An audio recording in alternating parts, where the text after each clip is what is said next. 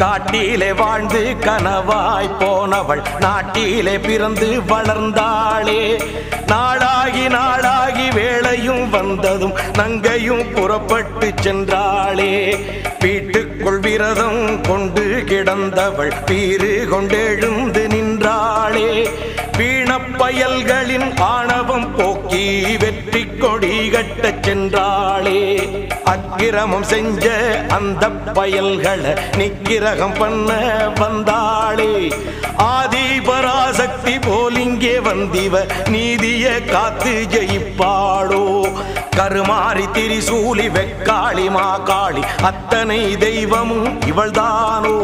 ஆத்திரம் கொண்டந்த பேய்களை கொன்றொரு சூத்திரம் சொல்ல வந்தாளோ. புது சூத்திரம் சொல்ல வந்தாளோ.